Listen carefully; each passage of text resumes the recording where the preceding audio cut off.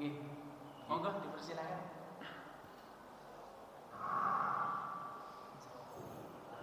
Agak maju. Terima kasih Ustaz. Assalamualaikum warahmatullahi wabarakatuh. Waalaikumsalam. Ya, secara pribadi saya atas nama umat Islam di Indonesia sangat apresiasi sekali dengan saudara kita yang ada di Palestina. Setelah kami mendengar dari paparan dari Al Ustaz, yang pertama ada beberapa hal yang perlu saya tanyakan, ada empat pertanyaan. Yang pertama itu apa yang melatar belakangi, sekali lagi apa yang melatar belakangi sehingga peperangan antara Israel dengan Palestina itu tidak kunjung selesai sampai sekarang. Apakah faktor ideologi, faktor agama, faktor ras, atau faktor material? Yang kedua, adakah upaya untuk damai di antara dua negara tersebut? Ya. Yang ketiga,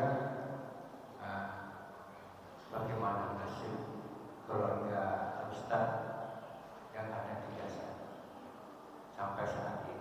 Terima kasih. Assalamualaikum warahmatullahi wabarakatuh. Waalaikumsalam.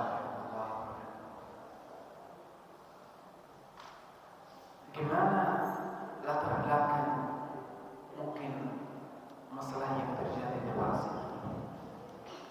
Kita sebenarnya tahu bahwa Palestina berada di tengah umat Islam di Timur Tengah. Jadi di seluruh batasan Palestina ada negara Arab dan Muslim.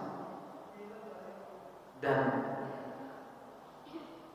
ini adalah sebagai tambah untuk seluruh agama, khususnya agama Samawi, Nasrani, Islam dan Yahudi. Tinggal di situ selama sejarah hidup damai. Ada orang Yahudi yang berwarga negara Palestina sebelum Israel datang. Ada orang Palestina yang beragama juga Kristen, Katolik dan lain sebagainya. Tetapi pada abad kemarin 20 century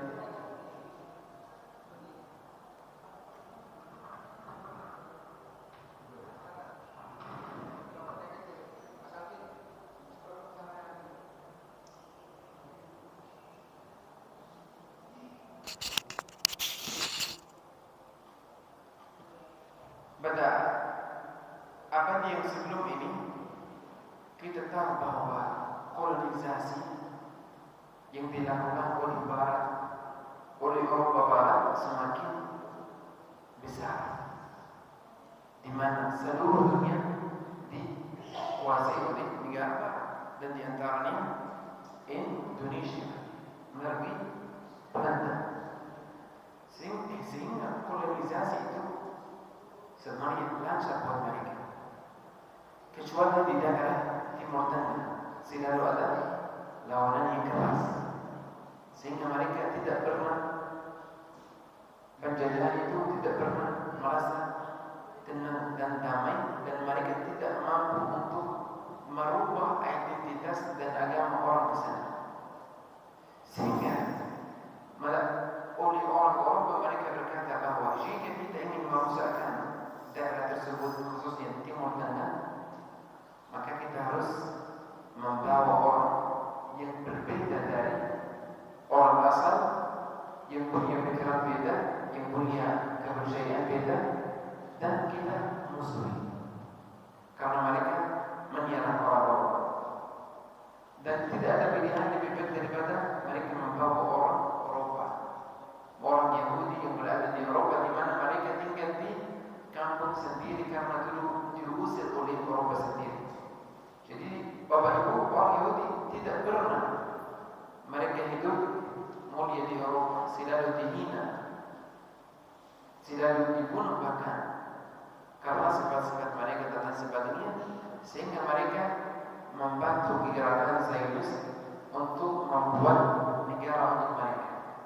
mana? Di Palestina.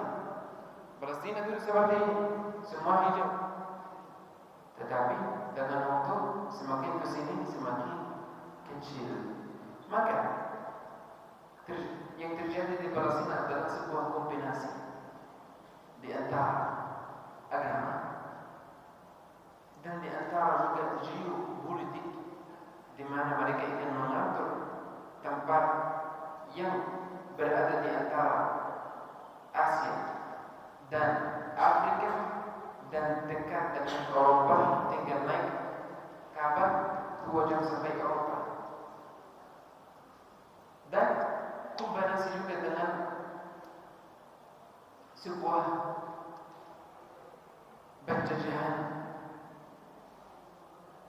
ekonomi, di mana juga Palestina punya penghasilan yang luar biasa, ada penghasilan bumi yang penuh, ada tempat yang penuh dengan sejarah dan identitas. Jadi bukan tempat yang kosong, bukan tempat yang baru mau dibangun, tetapi penuh dengan sejarah. Itu untuk secara singkat, maka itu adalah sebuah kombinasi. Tetapi kita sebagai orang Muslim, kenapa kita bergerak? Karena akidah dari kita ada Masjid Aqsa yang mereka ingin hancurkan. Ada orang Muslim di sana. Ini adalah tempat wakaf umat Islam. Ini adalah tempat yang para sahabat dan para mujahidin umat Islam di waktu-waktu atau masa-masa sebelumnya mereka korbankan darah dan uang mereka agar Masjid Aqsa ini bebas dan merdeka. Yang kedua itu pertanyaan yang kedua,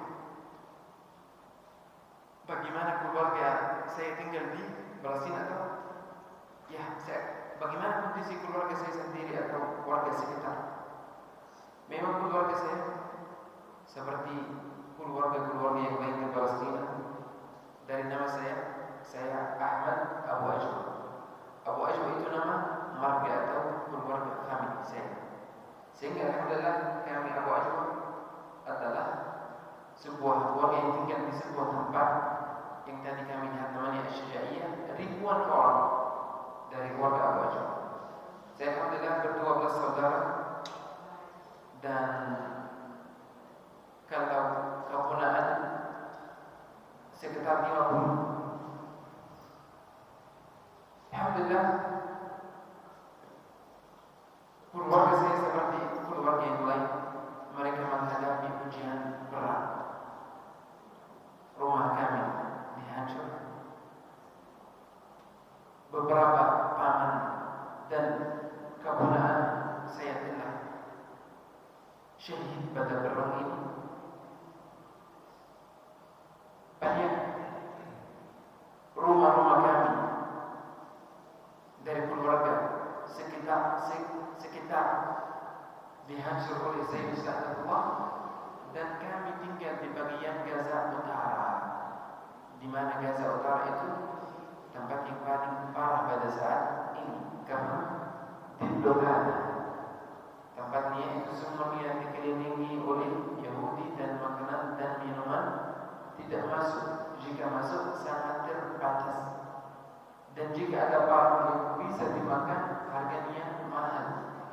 Anda bisa bayangkan 1 kilo tomat itu bisa jadi dengan harga Indonesia ini 400.000. Padahal orang di situ tidak mempunyai uang, tidak bekerja. Kalau bekerja tidak dapat gaji. Karena kalau ada bahkan bisnis tidak ada bisnis lagi. Karena hancur semua. Kami Abu Ajwa di Gaza terkenal dengan bekerja di bidang memelihara kambing dan sapi, dan kami memproduksi susu dan jual. Bisa bayangkan beberapa keluarga yang tinggal dari bisnis ini. Apakah hewan-hewan itu masih hidup? Tidak. Hewan pun dibunuh oleh orang yang tidak tahu. Sampai orang di Gaza mereka makan apa? Makan makanan hewan itu. Itu bukan sebuah bohongan atau sesuatu yang tidak terjadi.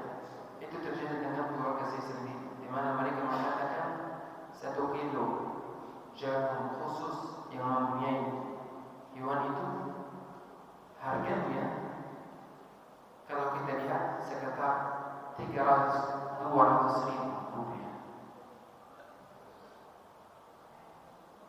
yang tidak layak dikonsumsi oleh manusia. Ini mungkin adalah kisah singkat tentang kondisi keluarga saya sendiri, dan ada yang keluarga yang lain yang jauh lebih baik daripada keluarga saya.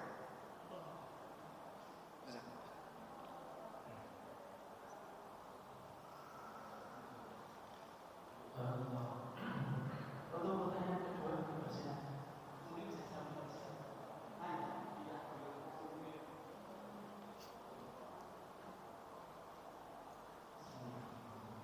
Assalamualaikum warahmatullahi wabarakatuh. Yang ingin saya pertanyakan, pengalaman saya melihat televisi bahwasanya Palestina ini seperti nggak ada bentuk pemerintahannya, yang melawan Yerusalem dan Hamas. Terus yang jadi pertanyaan saya, di mana sebetulnya prajurit dari pemerintah itu sendiri, apakah ada atau memang Hamas itu merupakan tentara dari negeri Palestina? Ini yang ingin kami terima kasih. Assalamualaikum warahmatullahi wabarakatuh. Bapak Ibu, kita tahu bahwa satu-satunya negara di dunia yang belum merdeka adalah Palestina. Dan jika ada pemerintah di Palestina, ini adalah pemerintah sebagai pemerintah pelayanan sipil, di mana bisa memberi pelayanan pendidikan, kesehatan, ekonomi, sosial, dan lain sebagainya. Sedangkan Palestina sendiri tidak mempunyai tentara, tidak mempunyai kekuatan merdeka seperti bank, tidak bisa mengontrol urusan sendiri. Bahkan kami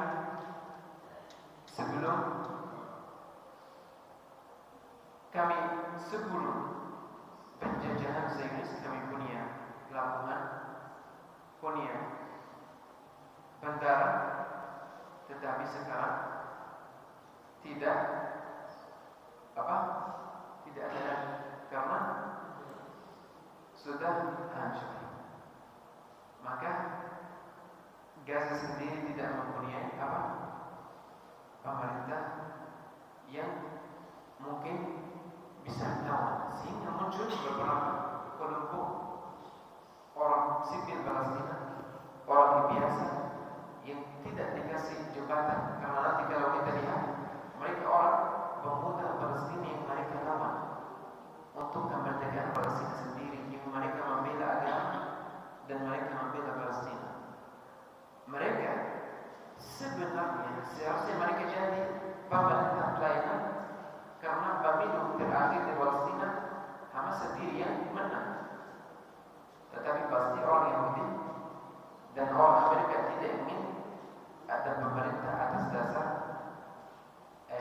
atau dari latar belakang Islami, karena Hamas tidak tahu gerakan perlawanan Islam, sehingga muncul Hamas dan mereka yang lain. Ada sekitar 12 kelompok Palestina yang mereka lawan dengan mungkin latar belakang beda, tetapi yang paling prominent yaitu Hamas. Tetapi pasti ada yang lain. Semua itu adalah mewakili seluruh rakyat Palestina. Setiap gerakan di Palestina, setiap mungkin partai ada fraksi militer. Karena kami di Palestina itu kondisi yang beda. Itu secara singkat, karena mungkin waktu insyaallah terbatas.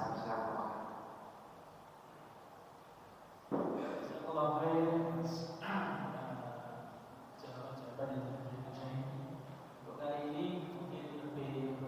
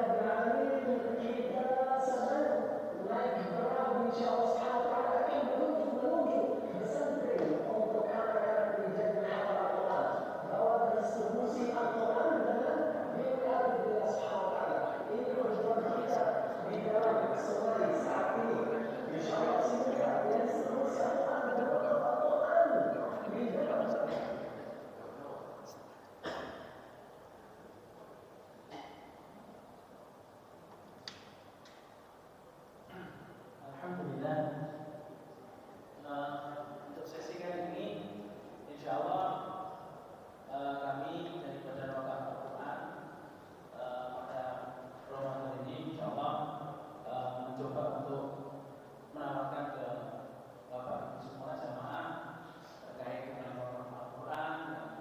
Insya Allah akan kami salurkan, sampaikan kepada saudara-saudara kita yang ada di pelosok-pelosok daerah, yang dimana tadi telah disampaikan bahwa banyak sekali saudara-saudara kita yang di pelosok-pelosok daerah pada saat ini untuk bisa membaca Al-Quran saja mereka kesulitan.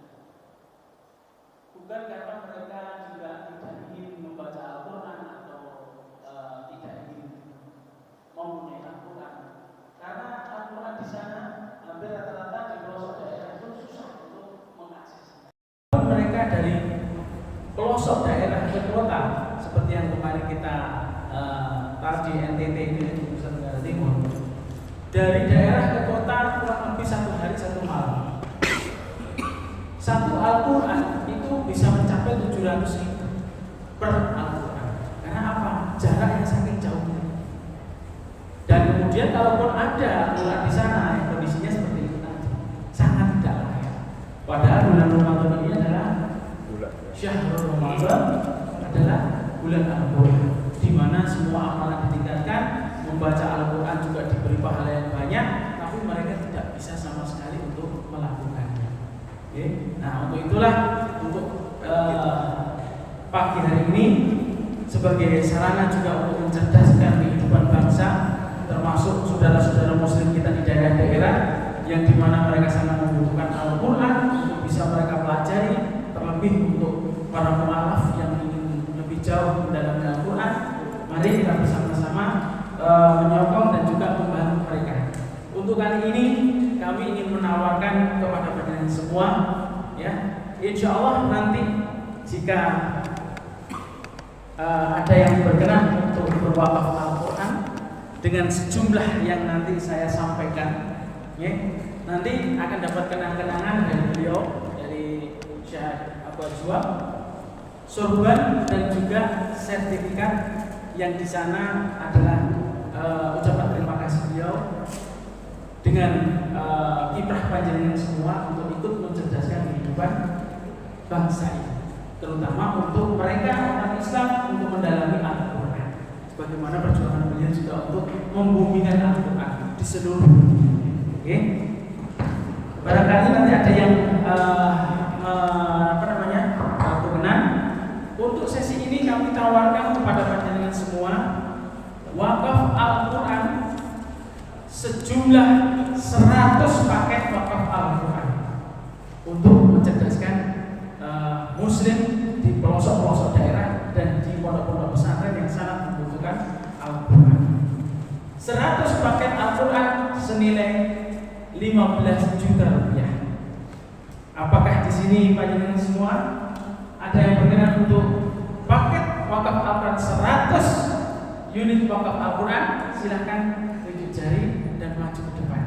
Insya Allah nanti akan ikhtiram, akan didoakan dengan Syekh agar hajat dan juga keinginan panjenengan, mungkin ingin agar putra putri panjenengan dengan wakaf Al-Quran ini dijadikan hafid dan hafidhul Al-Quran, insya Allah, ya.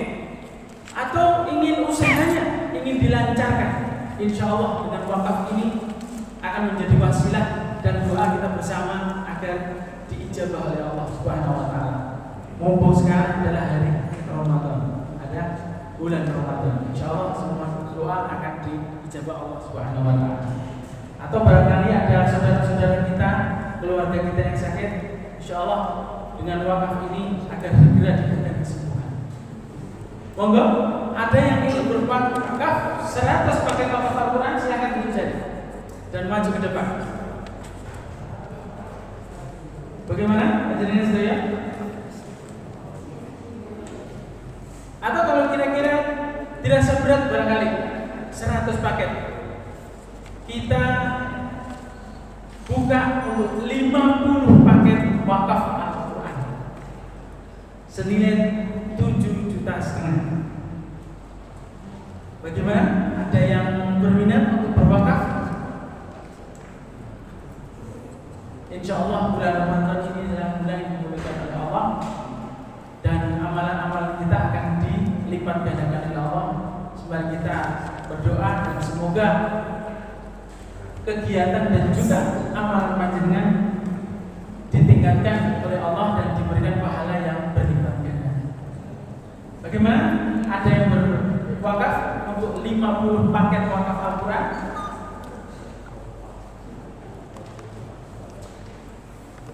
Bagaimana? Bapak Ibu?